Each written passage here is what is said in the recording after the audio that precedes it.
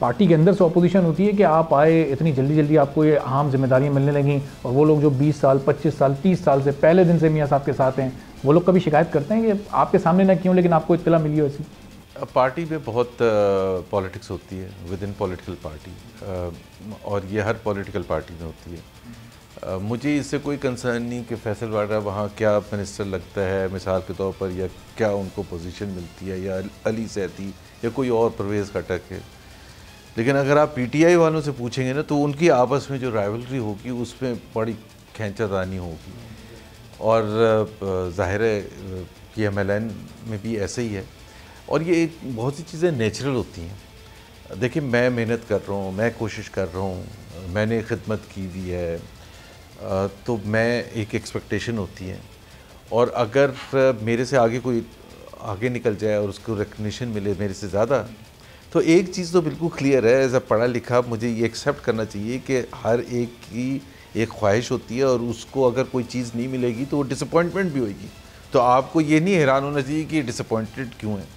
लेकिन मैं ये कहता हूँ कि जो मैंने पीएमएलएन के बारे में जो मेरी राय है, हमारे यहाँ बड़े ये इस बात पर है कंसर्न है, लेकिन बहुत से लोगों का होता है। जब मैं गवर्नर बना था ख़ास तौर पर, तो गवर्नर तो मेरा ख्याल है कोई छोटा ओहदा नहीं होता, तो लोगों को कंसर्न था। और यहाँ सिंध से ताल्लुक़ रखने वाले बहुत से सीनियर हमारे मुस्लिम लीग के लोग थे, जिनका कंसर्न भी था कि शायद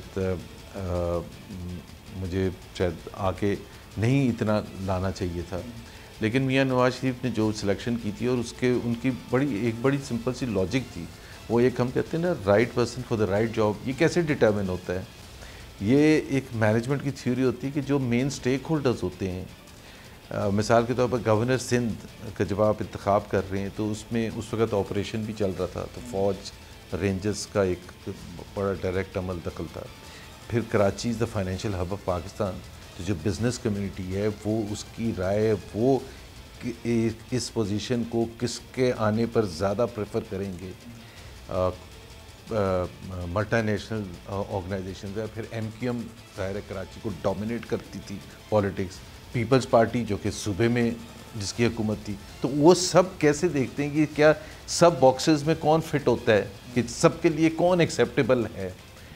और ज़रूर जो right man for the right job की आपने बात की, ये पार्टीज़ के अपने अंदर खासतौर पर पीएमएलएन क्या इम्प्लीमेंट करती है? क्योंकि बहुत इल्ज़ाम लगता है खासतौर पर पीटीआई की तरफ से, ये मौरूसी सियासत के मियाँ साहब खुद कायद हैं, शहबाज शरीफ साहब सदर हैं, मरियम नवाज़ नायब सदर हैं, हमजा शहबाज साहब अपोजिशन लीडर हैं पंजाब में। तो ये देखिए, ये डिबेट ये बड़ी इंपॉर्टेंट क्वेश्चन है, और ये डिबेट भी होने की ज़रूरत है।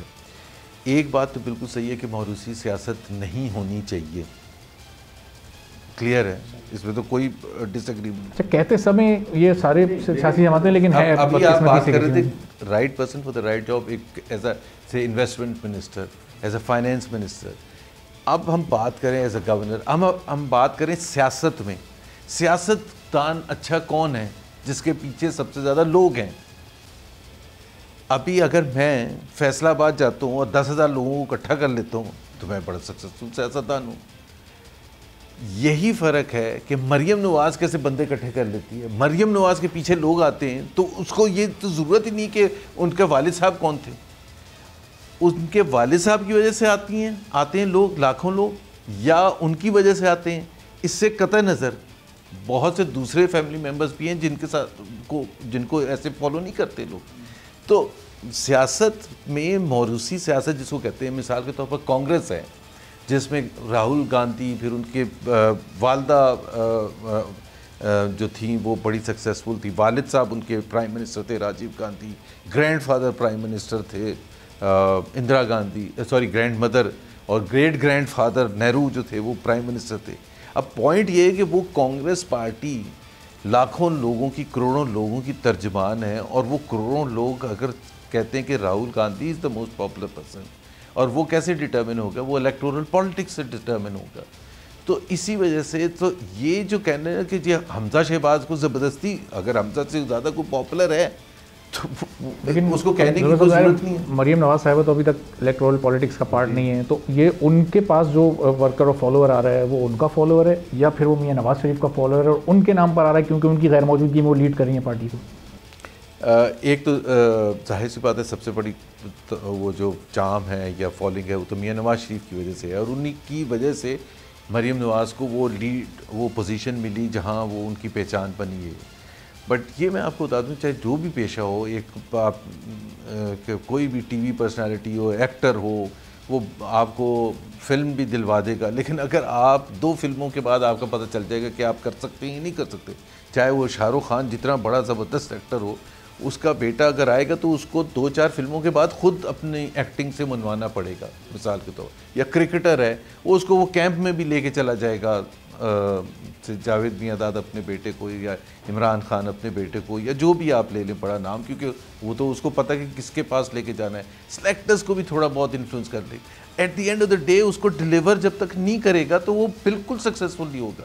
सो प्लीज़ ये अंडरस्टैंड करें, और ये सिर्फ पाकिस्तान में नहीं, ये तासुर भी गलत है। तो आपको ज़रूर एडवांटेज होता है, लेकिन at the end of the day अगर लोग नहीं आएंगे तो आप कुछ भी नहीं कर सकते। आप क्या कर सकते हैं?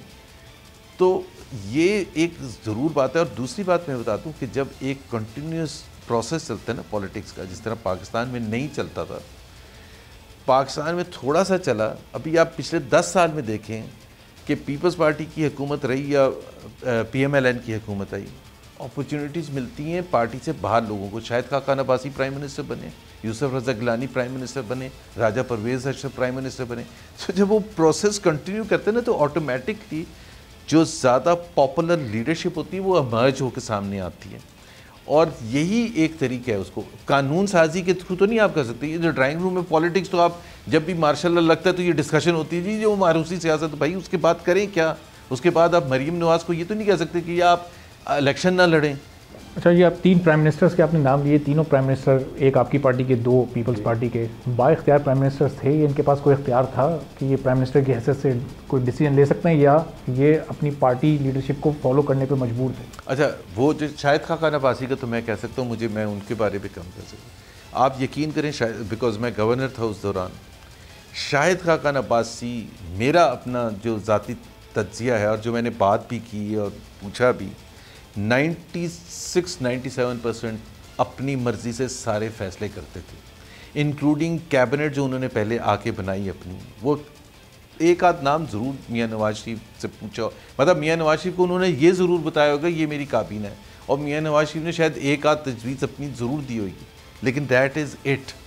और इसी तरह से जो डे टू डे हुकूमत रन करने का तरीक़ेकार था, और मियां नवाज शरीफ वैसे भी ऐसे अमल दखल करने वाले हैं भी नहीं कि जी, वो एक ओवरऑल एक विजन होता है जी, पार्टी लीडर है, उसका ओवरऑल विजन है कि आपने फॉरेन पॉलिसी के हवाले से, इंडिया के हवाले से, या आप चाइना के हवाले से, या कश्मीर के हवाले से, या इकोनॉमिक पॉलिसी के हवाले से, एक वो तो पार्टी की एक अंडरस्टैंडिंग है, but never on a day to day basis, never, literally never on a day to day basis. Subscribe करें और बेल दबाएं ताकि कोई खबर रह न जाए।